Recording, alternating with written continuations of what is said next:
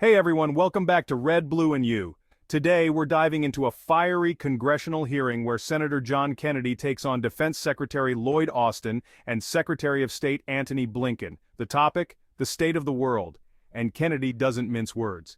He says the world is on fire, and he demands answers on China, Russia, Iran, Ukraine, and America's defense spending. This is one of those hearings you have to see to believe. Let's break it down.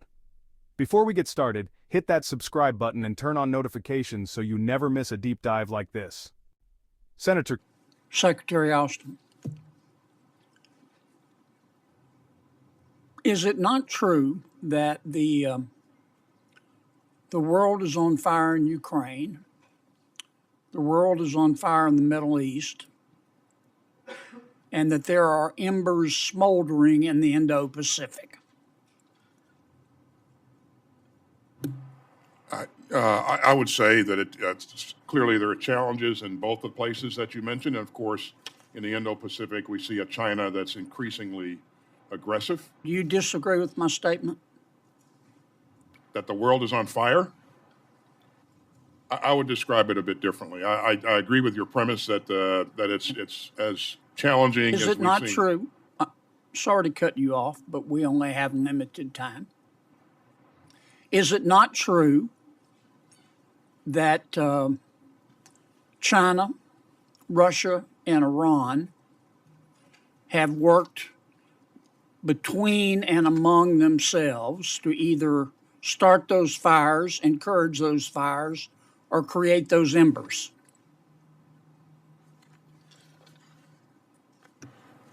I would say that we see evidence of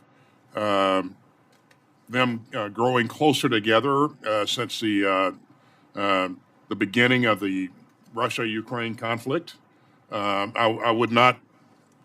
didn't see evidence of China collaborating with Russia to cause them to launch their invasion on its neighbor. Is it not true that China, Russia, and Iran would like to see Russia dominate Central and Eastern Europe? I think China would like to see the United States be unsuccessful.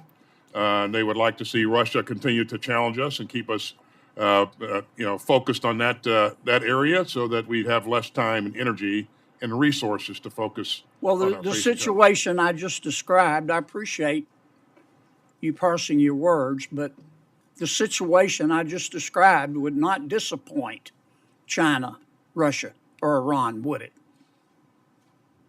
it? I'm certain that it wouldn't. Okay.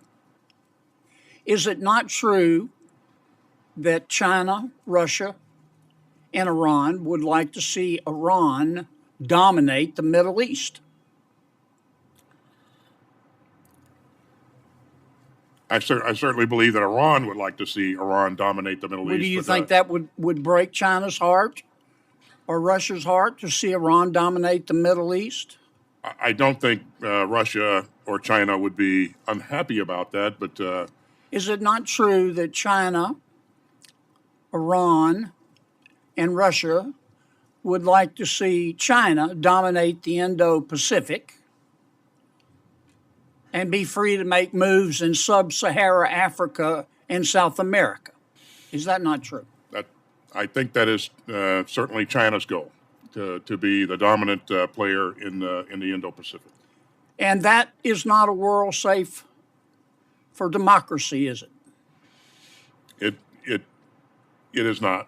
It's one that would be controlled by autocrats eventually if they were to dominate the Indo-Pacific, and if Iran dominated activities in the Middle East. And if we did not stop them, strike that. Do you believe that weakness invites the wolves? I do. I think deterrence. In order to deter, you have to show strength. And if we do not meet these challenges now, do you believe it will be more expensive in terms of America blood and treasure to meet them later? I do, Senator. All right, I've got one last question. Mr. Secretary, I'm looking at your and the President's proposed supplemental. What does $16 billion for child care, $6.5 billion for the Federal Communications Commission to extend high-speed internet, and $3.1 billion for the FCC to reimburse telecommunication companies to replace insecure equipment have to do with the world challenges we're facing right now? And why did you make this request? I would defer to other colleagues on those specific aspects of the Do you budget support request. those? I support the supplemental budget request. Okay. Last question. Mr. Secretary, I appreciate your candid answers, but why did the Department of Defense oppose my bill calling for a special inspector general in Ukraine so we could follow every penny of American taxpayer money, given the fact that the Inspector General of the Department of Defense has never been able to audit his own department?